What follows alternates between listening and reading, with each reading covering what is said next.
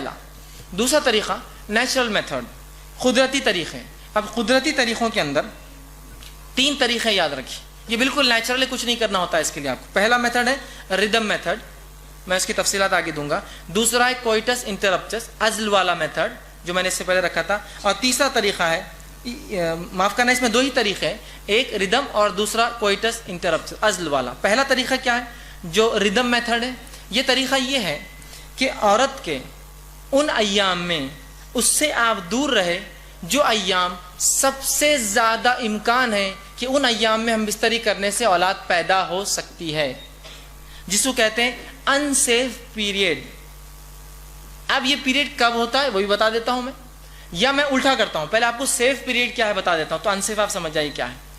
عورت، ایک خاتون، اس کو حیض جب آ جاتا ہے، اس کی MC گزر جاتی ہے، اس کے بعد سے جب وہ پاک ہوتی ہے، اس سے لے کر 4 دن سے 7 دن یہ وہ ایام ہوتے ہیں جن ایام میں اگر کوئی آدمی سے ہم بستری کرے تو بہت امکان ہے کہ اس کا حمل ٹھہرنے والا نہیں ہے، اس لیے کہ یہ سیف پیریڈ ہے اور اس کی بچے دانیاں بھی بننا شروع ہوتی ہے اس کے بعد.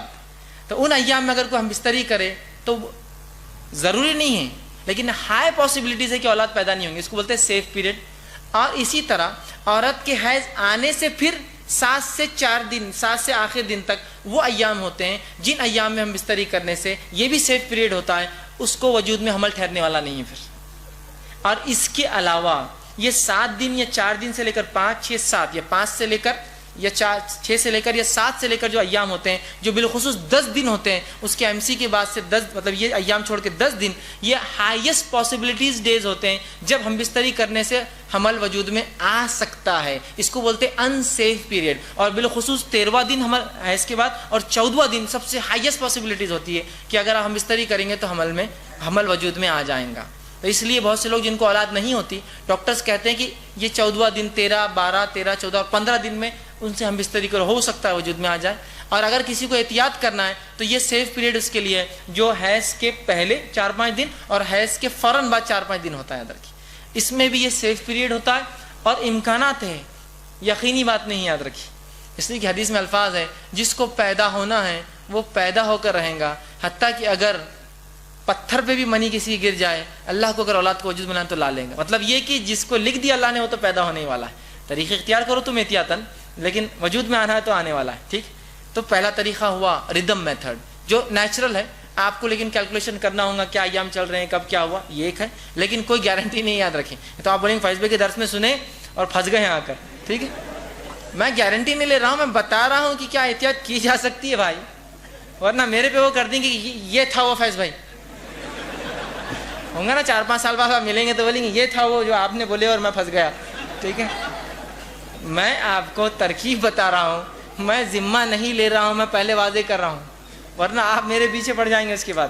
ٹھیک ہے، میں بتا رہا ہوں یہ سیف پیریڈ ہے، لیکن اللہ کو وجود میں لانا ہے تو پھر اللہ کبھی بھی لا سکتا ہے، اس پہ اللہ قادر ہے، اس معاملے میں ہماری کوئی نہیں. یہ احتیاط انسان کر سکتا ہے. فرسٹ. سیکنڈ میتھڈ عزل، کوئٹس انٹرپٹس، کہ ایک انسان اپنے بیوی سے ہم بستری کرے اور منی خارج ہونے سے پہلے اپنی بیوی سے دور ہٹ جائے.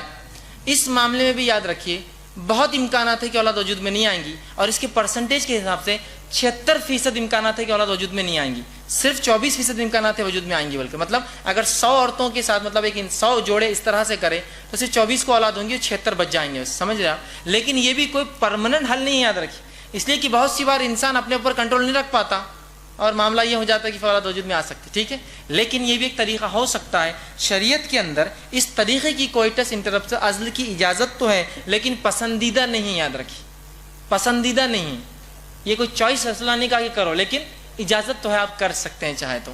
اس لیے کہ آپ صلی اللہ علیہ وسلم نے ایک صحابی اور کہا میں اپنی غلونڈیوں سے جو ہے عزل کرتا ہوں، میں نہیں چاہتا ان سے اولاد پیدا ہو. تو آپ صلی اللہ علیہ وسلم فرمایا ٹھیک ہے تو کر، لیکن جب وجود میں آ جائے تو وہ اولاد تیری ہوں گی. مطلب اس کے بعد بھی اولاد وجود میں آ سکتی ہے. اور فرمایا اللہ نے جو تیری تقدیر میں لکھ دیا ہے اس کو تو پیدا ہونا ہی ہے، چاہے تو کچھ بھی کر لے. سمجھے آپ بات کو؟ تو پیدا ہو اس پہ. لیکن یہ ایک میتھڈ ہے کہ ایک انسان منی خارج ہونے سے پہلے اپنی بیوی سے دور ہو جائے، کوئی ٹینشن. تو یہ تھا نیچرل میتھڈ. اب تیسرا